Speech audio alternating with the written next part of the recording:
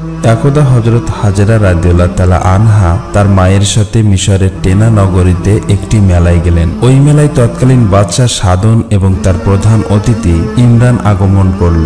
বাদশাহ সাদন হাজরার রূপ সৌন্দর্য দেখে মুগ্ধ হয়ে উজির ইমরানকে বলল, হে উজির, এমন সুন্দরী যুবতী এই রাজ্যে থাকা সত্ত্বেও তুমি তাকে আমার কাছে হাজির করনি কেন? অথচ এটাই ছিল তোমার প্রধান কাজ।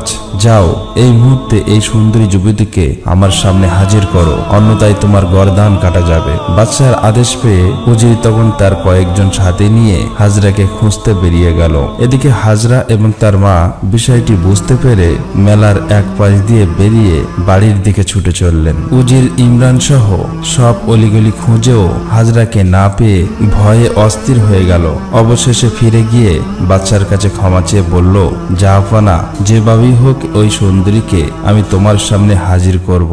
আজকের মতো আমার প্রাণ ভিক্ষা দিয়ে আমাকে এক সুযোগ দিন। তখন বাদশা বলল, 7 দিনের মধ্যে যদি ওই সুন্দরী যুবতীকে আমার সামনে হাজির করতে ব্যর্থ হও, তাহলে তোমাকে মাটিতে গেড়ে পাত্রের আঘাতে হত্যা করা হবে। এদিকে হাজরা এবং তার মা তাদের ঘরে গিয়ে প্রবেশ করলেন। তখন হাজরা কান্না জড়িত কণ্ঠে বললেন, আম্মাজান, আমার মনে হয় আমার জন্য এই ঘরে আর এক মুহূর্ত থাকা উচিত হবে না। বাদশার লোক হয়তো এক্ষুনি এখানে চলে আসবে। তাই আমি এই রাতের অন্ধকারেই কোনো গভীর জঙ্গলে চলে যেতে চাই। আপনি আমার জন্য দোয়া করুন যেন আল্লাহ তাআলা আমার ইজ্জত রক্ষা করেন। মা তার কলিজার টুকরো হাজরাকে কেঁদে কেঁদে বললেন, তোমাকে আমি একা যেতে দেব না, তোমার সাথে আমিও যাব। তখন হাজরা বলল, মা, আমাকে জঙ্গলের মধ্যে দৌড়ে পালাতে হবে। আপনি এই দুর্বল শরীর নিয়ে দৌড়ে পালাতে পারবেন না, সুতরাং আমাকে আপনি বিদায় দিন। আমি সুযোগ পেলে আপনাকে দেখে যাব। অতএব হাজরা অত্যাচারী বাদশাহ সাদনের ভয়ে রাতের বেলা নিজ গৃহ ত্যাগ করে গভীর জঙ্গলের পথে চলতে লাগলেন। কষ্টে তার বুক ফেটে যাচ্ছিল। এদিকে তার মা 2 রাকাত নামাজ পড়ে 2 হাত তুলে হাজরার জন্য দোয়া করছিলেন। ইতিমধ্যে কিছু লোক এসে উপস্থিত হলো এবং বাইরে থেকে বলতে লাগলো, এই সুন্দরী হাজরা, ঘরের বাইরে বেরিয়ে এসো। আমার বাদশার হুকুমে এখানে এসেছি, তোমাকে এক্ষুনি বাদশার দরবারে হাজির হতে হবে। অতঃপর সাড়া না পেয়ে তারা হঠাৎ করেই ঘরের মধ্যে প্রবেশ করে বৃদ্ধকে ধমক দিয়ে বলল, হাজরা, তোমার কি হয়? সে এখন কোথায় আছে? তাকে বের করে দাও। তিনি বললেন, আমি হাজরার মা, আমি জানি না হাজরা এখন কোথায় আছে। তখন ইমরানের এক সঙ্গী বলল, তাকে উদ্যম মধ্যম দিয়ে সব সত্যতা বেরিয়ে আসবে। এই বলে চাবুক দিয়ে বৃদ্ধাকে আঘাত করতে লাগলো। তার শরীর থেকে রক্ত পড়তে লাগলো। অতঃপর তাকে বাদশার কাছে নিয়ে গেল। বাদশা তখন শুনতে পেল যে হাজরার আর কোনো সন্ধান পাওয়া যায়নি। তখন সে আদেশ দিল, এই বৃদ্ধাকে কারাগারে বন্দী করে তার খাওয়া দাওয়া বন্ধ করে দাও।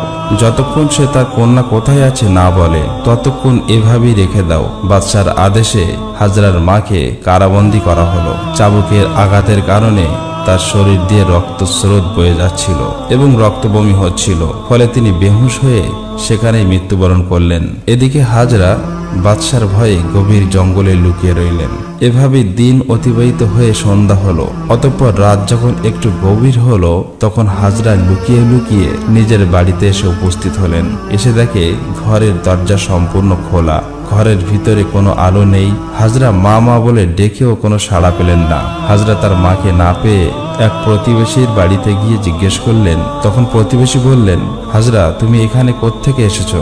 বাদশাহ পুরস্কার ঘোষণা করেছে তোমাকে ধরার জন্য। আজ সকালে তোমার মাকে মারধর করে বাদশার লোকেরা গ্রেপ্তার করে নিয়ে গিয়েছে। এই কথা শুনে হাজরা চিৎকার করে কেঁদে উঠলেন। তখন প্রতিবেশী মহিলা বললেন, হাজরা, তুমি এখানে কি করছো? একটু টের পেলেই তোমাকে ধরে নিয়ে বাদশার কাছে হাজির করবে। হাজরা তখন চাপা কষ্ট বুকে দাপন করে চুপ হয়ে গেলেন। প্রতিবেশীর কাছে তার বৃদ্ধা মায়ের প্রতি অত্যাচারের কথা শুনে নিজের বিপদের কথা ভুলে গেলেন। বৃদ্ধা মাকে মুক্ত করার জন্য বাদশার কাছে যাওয়ার সিদ্ধান্ত নিলেন। কিন্তু পর মুহূর্তেই কামুক সাধনের পাপের কথা মনে পড়তেই তিনি সম্পূর্ণ থেমে গেলেন। তখন প্রতিবেশী মহিলা তাকে বলল, হাজরা, এখানে থাকা তোমার জন্য নিরাপদ নয়, তুমি এক্ষুনি এখান থেকে পালিয়ে যাও।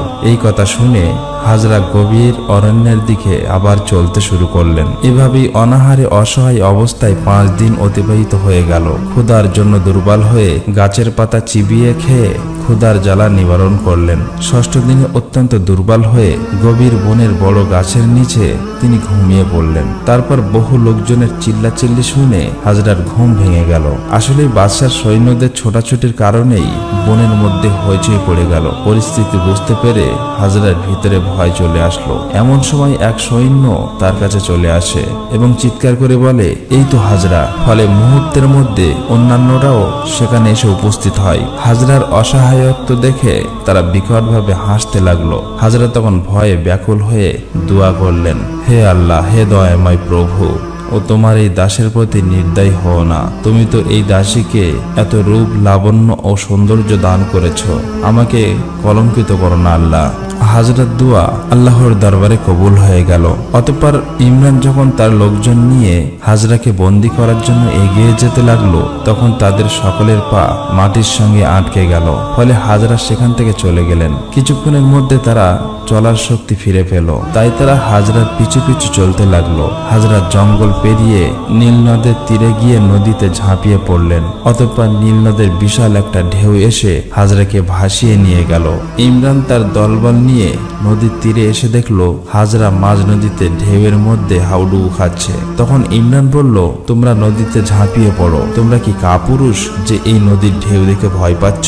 একটি নারী হয়ে যদি নদীতে ঝাঁপিয়ে পড়তে পারে, তাহলে তোমরা কি পারবে না? তাহলে তোমাদের পুরুষত্ব কোথায়? ওই মেয়েটাকে যদি আমরা ধরে নিয়ে না যেতে পারি, তাহলে আমার গর্দান কাটা যাবে। তখন সৈন্যরা বলল, যে নারীর কাছে যেতে চাইলে পাপ মোচন হয়ে যায়, যে নারী প্রচন্ড ঢেউর মধ্যে ঝাঁপিয়ে পড়তে পেরেছে, সেই নারী সাধারণ কোনো নারী নয়। এই বলে তারা সকলেই সেখান থেকে চলে গেল। এবার ইমরান নদীর তীর দিয়ে একাই ছুটে চলল। কিছু দূর গিয়ে দেখতে পেল 2জন ছেলে জ্ঞানহারা হাজরাকে নিয়ে নদীর তীরে এসেছে। ইমরান তাকে বলল, এই মেয়েটিকে বাদশার কাছে হাজির করার আদেশ হয়েছে, তাই আমি যা বলি তোমরা তাই করবে। অতঃপর ইমরান একটা পালকির ব্যবস্থা করলো। এবার ছেলেদেরকে নিয়ে পালকি করে হাজরাকে বেহুশ অবস্থায় নিয়ে বাদশার বিশেষ কারাগারে নিয়ে গেল। সেখানে অতি সুন্দর বালাখানা, সোনার খাট, পলঙ্ক, মণিমুক্তার, ঝাড়বাটি সবকিছুই আছে। সেখানে প্রহরী হলো সবাই নারী, কারো প্রবেশ করার সাহস নেই। কোনো পুরুষ সেখানে যেতে পারে না, কারণ বাদশা সাধন সেখানে সুন্দরী নারীদের নিয়ে তার কাম লালসা পূর্ণ করে। কিছুক্ষণ পর হঠাৎ করেই হাজরার জ্ঞান ফিরে এলো। তখন তিনি বললেন, আমি এখানে কেন? তখন একজন নারী প্রহরী এগিয়ে এসে বলল, মা, তোমার জন্য এই বালাখানা সাজানো হয়েছে, এখন থেকে তুমি এখানেই থাকবে। তখন হাজরা বলল, এ তো বাদশা সাধনের বালাখানা। জি হ্যাঁ, এটাই বাদশার বালাখানা। বাদশা সাধনের আদেশে তোমাকে এখানে আনা হয়েছে। এখন থেকে আমরা তোমার সেবা যত্নে নিয়োজিত থাকব। তখন হাজরা বলল, আমাকে এখানে কেন আনা হয়েছে তা তোমরা অবশ্যই জানো। দয়া করে এই বাদশার হাত থেকে তোমরা আমাকে রক্ষা করো। মা, আমরা তো তোমার বাদশার হুকুমের দাসী, আমাদের তো আর কিছু করার নেই। হাজরা তখন কান্না জড়িত কণ্ঠে বলল, আর কিছু যদি না পারো তাহলে তোমরা আমাকে হত্যা করে ফেলো। ইতিমধ্যেই একজন দাসী হাজরার জন্য খাবার নিয়ে আসলো, কিন্তু কিছু খেলেন না। তখন তিনি কেঁদে কেঁদে বললেন, তোমরা কি বলতে পারো 1 সপ্তাহ আগে বাদশার লোকেরা আমার মাকে ধরে নিয়ে এসেছিল, তিনি এখন কোথায় আছে? তখন দাসী বলল, তুমি আগে খেয়ে নাও, তারপর তোমার মাকে খবর দেব। এই কথা শুনে হাজরা বুঝে গেলেন যে তার মা আর বেঁচে নেই। তাই তিনি সেজদায় লুটিয়ে পড়ে কান্নায় কাতর হয়ে বললেন, হে আল্লাহ, দয়াময় প্রভু, এই হতভাগীর কি অপরাধ? নিজের ইজ্জত বাঁচানোর জন্য কত জঙ্গলে জঙ্গলে ঘুরে বেড়ালাম, নীল নদের নদীতে ঝাঁপ দিলাম, তবু তুমি এদের কাছে আমাকে আবদ্ধ করলে। এমন সময় এক অদৃশ্য গায়েবী আওয়াজ এলো, হাজরা, আমি আমার প্রিয় বান্দা বান্দীদেরকে বিভিন্ন বিপদে ফেলে দুঃখ দিয়ে পরীক্ষা করে থাকি, তুমি ধৈর্য ধারণ করো। এই কথা শুনে হাজরা বললেন, হে আল্লাহ, তোমার ইচ্ছা তাহলে পূর্ণ হোক। এর মধ্যে একজন দাসী এসে খবর দিল, মা, বাদশা তোমার সঙ্গে সাক্ষাৎ করতে এসেছেন। এটা শুনে হাজেরা ঘৃণায় চোখ ফিরিয়ে নিল। তখন বাদশা সাধন এসে বলল, সুন্দরী, আমাকে দেখে মুখ ফিরিয়ে নিলে? এখানে তো তুমি আর আমি ছাড়া কেউ নেই, আমাকে বরণ করে নিলে তোমার মঙ্গল হবে। আমি তোমাদের যাবতীয় এই ধন ভাণ্ডার, সোনার গহনা, হিরে মণি মুক্ত সব তোমার হাতেই তুলে দেব। এই বালাখানার সমস্ত দাসদাসী তোমার সেবায় নিয়োজিত থাকবে। সুতরাং আমাকে বরণ করে নিয়ে আমার প্রেম লালসা মেটাও। এটা শুনে হাজেরা ঘৃণায় শরীরটা ফেটে যাচ্ছিল। তিনি একদম চুপচাপ রইলেন। সাধন তাকে নীরব থেকে রেগে গিয়ে বলল, এই সুন্দরী, তুমি আমাকে দুর্বল ভেবো না। জীবনে আমি হাজার হাজার সুন্দরী নারী ভোগ করেছি। আমার কথায় রাজি না হলে আমি জোর করে তোমাকে ভোগ করেই ছাড়ব। এবার হাজরা বুদ্ধি করে বলল, এত অধৈর্য হলে চলে? তুমি আমাকে বেগম রূপে বরণ করলে আমি সৌভাগ্য মনে করব। সে ব্যাপারে সিদ্ধান্ত নিতে আমাকে একটু সময় দাও। বাচ্চা সাধন এই কথা শুনে খুশি হয়ে বলল, বেশ ভালো কথা, তুমি সুস্থ হলে আমাকে যা আদেশ করবে আমি তাই পালন করব। এই কথা শুনে বাচ্চা সাধন রাজ দরবারে চলে গেলেন। কিছুদিন পর বাদশাহ আবার এসে বলল, কি সুন্দরী, তোমার মতামত কি এখনো ঠিক হয়নি? আমি যে আর ধৈর্য ধরতে পারছি না। তখন হাজরা বলল, আমাকে আরো কিছুদিন সময় দিতে হবে। বাচ্চা সাধন বলল, তুমি কি আমার সাথে চালাকি করছো? সাবধান, ভুলে যেও না, তুমি আমার হাত থেকে কিছুতেই রেহাই পাবে না। আমি আর 3 দিন সময় দিচ্ছি। যদি রাজি না হও তাহলে আমি তোমাকে জোর করে ভোগ করব। এই কথা বলে সাধন চলে গেল। হাজরা তখন কেঁদে কেঁদে আল্লাহর দরবারে দোয়া করতে লাগলেন, হে আল্লাহ, দয়াময় প্রভু, আমার দেহ, মন, মান, ইজ্জত সবকিছু তোমার হাতেই সমর্পিত করলাম। তুমি আমাকে রক্ষা করো। বাদশা মদ পান করে হাজরার নিকটে গিয়ে তাকে ধরার জন্য হাত বাড়ালো। হাজরা চিৎকার করে বলে উঠল, হে আল্লাহ, আমাকে রক্ষা করো। এই বলে হাজরা ঘরের এক কোণে ঝাঁপিয়ে পড়লেন। ফলে অল্পর জন্য বাদশা তাকে ধরতে পারল না। এর মধ্যে বাদশা সাধনের 2 চোখ ভীষণ যন্ত্রণা শুরু হয়ে গেল।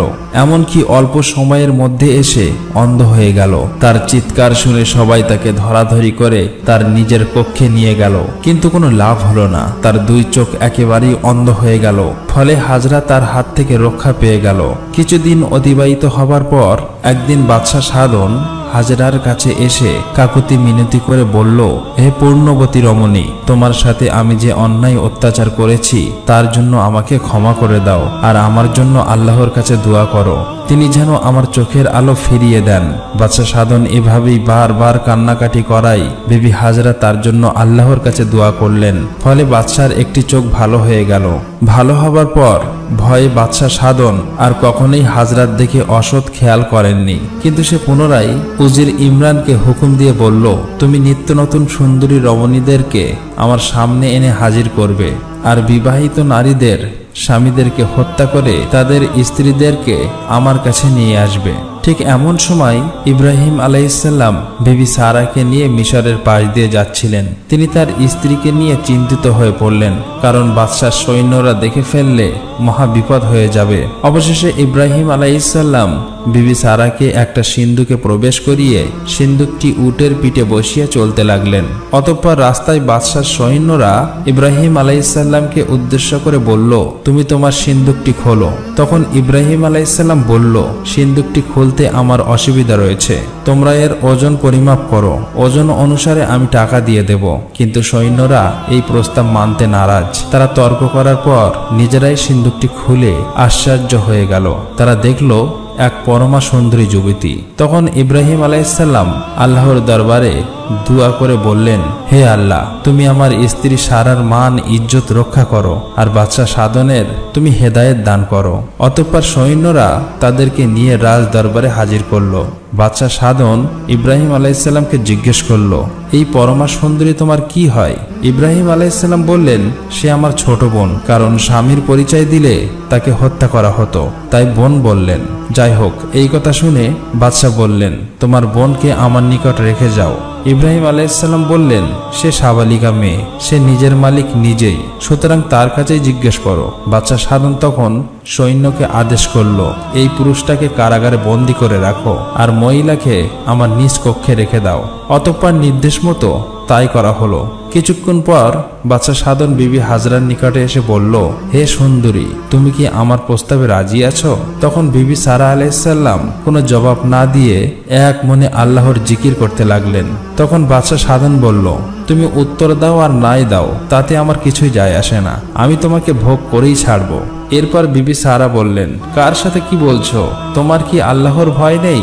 বাদশাহ সাধন অট্ট হাসি হেসে বলল, আমি কাউকে ভয় করি না। এই কথা বলে সে বিবি সারার দিকে এগিয়ে চলল, কিন্তু তারপর সে তার পা দুটোকে নাড়তে পারছে না, মাটির সাথে যেন আটকে গিয়েছে। তখন বাদশাহ চিৎকার করে বলল, তুমি আমাকে জাদু করেছো? তোমার চালাকির এই বলে তার সমস্ত শক্তি দিয়ে ঝাঁপিয়ে পড়ে তার কাম বাসনা চরিতার্থ করতে চাইল, কিন্তু উপুড় হয়ে পড়ে তার কপাল ফেটে গেল এবং তার ভালো চোখের দৃষ্টিশক্তি হারিয়ে আবার সে পুনরায় অন্ধ হয়ে গেল। এবার বলে উঠল, তুমি আমার চোখের উপর জাদু করেছ, তুমি আমার কারাগারে বন্দী, আজ হোক বা কাল যে কোনো একদিন তুমি আমার হাতে ধরা পড়বে। তখন বিবি সারা বললেন, আমি জাদু করি নাই, আমি নবী ইব্রাহিম আলাইসাল্লামের বিবি। তুমি আল্লাহর নবী ইব্রাহিম আলাইসাল্লামকে কারাগারে বন্দী করে তার সাথে খারাপ ব্যবহার করেছো, তোমার কঠিন শাস্তি ভোগ করতে হবে। যদি বাঁচতে চাও তাহলে আল্লাহর নবীকে মুক্ত করে দিয়ে তার কাছে ক্ষমা চাও। এই কথা শুনে বাদশাহ সাধনের মনে মোচড় দিয়ে উঠল। হঠাৎ তার মনে পরিবর্তন এসে গেল। অতঃপর বাদশাহ সাধন ইব্রাহিম আলাইসাল্লাম এবং বিবি হাজরাকে মুক্ত করে দিলেন। হযরত ইব্রাহিম আলাইসাল্লাম মুক্তি পেয়ে বাদশাহ সাধনকে জিজ্ঞেস করলেন, হে বাদশাহ, তোমার এই অবস্থা কেন? বাদশাহ সাধন তখন কান্না বিজড়িত কণ্ঠে বলতে লাগলো, আমি না বুঝেই আপনার সাথে অনেক অন্যায় অত্যাচার করেছি, অপব্যবহার করেছি, আপনারা আমাকে ক্ষমা করে দিন। আমি সারাটি জীবন অন্যায় করেছি, আল্লাহর কাছে ক্ষমা চাইতে আমার সাহস হয় না, আমি কিভাবে মুক্ত পেতে পারি? আপনি তো আল্লাহর নবী, দয়া করে আমার জন্য একটু দোয়া করবেন, আল্লাহ তাআলা যেন আমাকে ক্ষমা করে দেন। তখন ইব্রাহিম আলাইহিসসালাম বললেন, তুমি তওবা করে আল্লাহর নিকটে ক্ষমা চাও, তওবা করে পবিত্র মনে ক্ষমা চাইলে নিশ্চয়ই মহান আল্লাহ তাআলা আপনাকে ক্ষমা করে দেবেন। এই আশ্বাসবাণী শুনে বাদশাহ সাধন আজীবনের সমস্ত কামনা বাসনা ত্যাগ করে আল্লাহর দরবারে ক্ষমা প্রার্থনা শুরু করলো। তার দু চোখ দিয়ে অশ্রু ঝরতে লাগলো, ফলে তার অন্ধত্ব দূর হয়ে দৃষ্টিশক্তি ফিরে এলো এবং চলন শক্তিও ফিরে পেল। তখন বাদশাহ সাধন বলল, হে আল্লাহর নবী, আপনি আমাকে আপনার ধর্মে প্রবেশ করান। বাদশাহ সাধন ইব্রাহিম আলাইহিসসালামের সত্য ধর্ম গ্রহণ করে বলল, হে আল্লাহর নবী, আপনি আমার এই সমস্ত ধনভাণ্ডার বাদশাহী সবকিছুই নিয়ে নিন। তখন ইব্রাহিম আলাইহিসসালাম বলল, আমি তোমার বাদশাহী নিতে আসিনি, আমি আল্লাহর দেওয়া দায়িত্ব পালন করতে এসেছি। তুমি তোমার বাদশাহীর পথেই থাকো এবং ন্যায় বিচার করো। তখন বাদশাহ বলল, তুমি তোমার স্ত্রী সহ আমার এই রাজপ্রাসাদে বসবাস করুন। তখন ইব্রাহিম আলাইহিসসালাম বলল, আল্লাহ তাআলা আমাকে এক জায়গায় বসে আরাম আয়েশে সময় কাটানোর জন্য দুনিয়াতে পাঠাননি, মানুষকে সঠিক পথ দেখানোর জন্য আমাকে পাঠিয়েছে, তাই এখানে থাকা আমার পক্ষে সম্ভব নয়। এবার বাদশাহ সাধন ইব্রাহিম আলাইহিসসালামকে বলল, হুজুর, আমি রূপের নেশায় পাগল হয়ে হাজরা নামের এক মিশরী সুন্দরী নারীকে ধরে এনে আমার এই কারাগারে বন্দী করেছিলাম। আমি তাকে ভোগ করতে গিয়ে আমার দৃষ্টিশক্তি হারিয়ে ফেলি। আমি আমার জীবনে অনেক নারী দেখেছি, মাত্র এই দুইজন নারী আমাকে মুগ্ধ করেছে, সেটা হলো আপনার স্ত্রী বিবি সারা এবং মিশরের সুন্দরী রমণী বিবি হাজেরা। বর্তমানে তিনি আমার কারাগারে বন্দী আছেন, কিন্তু তাকে বন্দী রেখে তার মূল্যবান জীবন নষ্ট করার কোনো মানেই হয় না। এখন আমি কি করব? আর এই পবিত্র নারীকে কার হাতেই বা সমর্পিত করব? এখন আপনার মতো এক মহামানব আল্লাহর নবীকে পেয়ে আমি এই সমস্যা থেকে মুক্ত পেতে চাই, আপনি হাজরার দায়িত্ব গ্রহণ করুন। হযরত ইব্রাহিম আলাইহিসসালাম একটি অপরিচিত যুবতী নারীর দায়িত্ব নিতে রাজি ছিলেন না, তাই তিনি জবাব দিচ্ছিলেন না। হঠাৎ করেই বিবি সারা বলে উঠলেন, এখন থেকে হাজরার দায়িত্ব আমি নিলাম, তুমি তাকে মুক্ত করে দাও। অতঃপর হযরত ইব্রাহিম আলাইহিসসালাম, যিনি সারা ও হাজরাকে নিয়ে জেরুজালেমের দিকে